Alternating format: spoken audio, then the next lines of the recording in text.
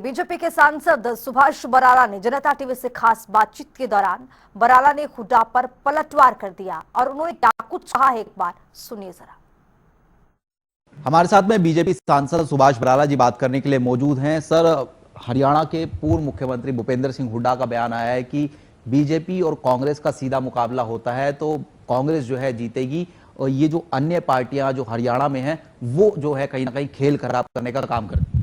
देखिए, मुझे लगता है कि हुड्डा साहब लगातार तीसरी बार सत्ता से बाहर रह करके इस प्रकार के विषय छेड़ करके अपना मन बहलाने का काम करते हैं। आप अपने संगठन को मजबूत करिए, आप अपना नेता विपक्ष अभी तक नहीं बना पाए, आप उसको बनाइए, आप रचनात्मक कामों के अंदर लगिए।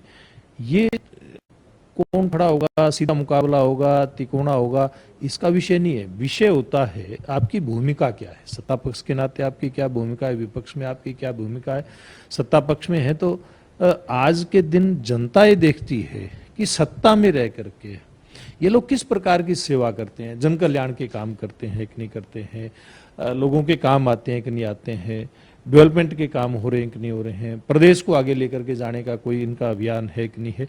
लोग आज के दिन इस बात के ऊपर आधारित होकर के वोट देते हैं। हुड्डा साहब, इन समीकरणों से अब आपकी बात बनने वाली नहीं है। सर, कुछ और सवाल जो है वो उठाए गए हैं। मसलन वोट चोरी का मसला तो चल ही रहा है, लेकिन बीपीएल कार्ड जिस तरीके से बनाए गए थे वो कह रहे हैं कि चुनाव से पहले जो है बना दिए गए और अब जो है कहीं ना कहीं काटने का काम भी हो रहा है। इसको लेकर भी सवाल निशान उठाते हुए नजर आ रहे हैं। देखिए, जब परिवारों के सशक्तिकरण का काम सरकार के माध्यम से चल रहा है, जब लोग सक्षम होंगे, उनकी आमदनी बढ़ेगी, तभी तो बीपीएल की लाइन से बाहर होंगे ना।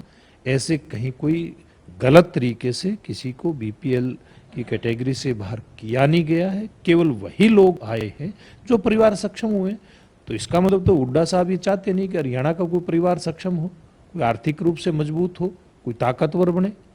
आप क्या हुड्डा साहब ये चाहते हैं कि हरियाणा के परिवार गरीब के गरीब रहें? लोग तरक्की करते हैं, उसमें आप लोगों को खुशी होनी चाहिए। और तरक्की करेंगे तो बीपीएल की कैटेगरी से बाहर आएंगे तो उसमें आपत्ति क्या है? मुझे तो नहीं लगता कोई आपत्ति होनी चाहिए किसी को।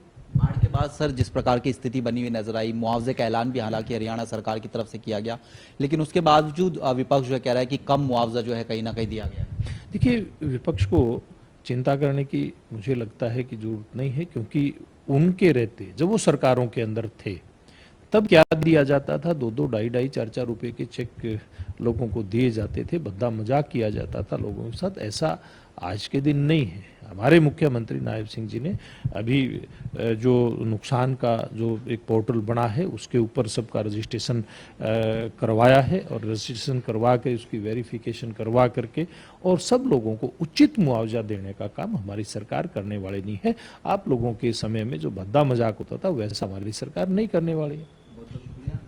तो हमारे साथ में सुभाष बराला जी थे, जनता टीवी से तमाम मसलों को लेकर खास बातचीत कर रहे थे।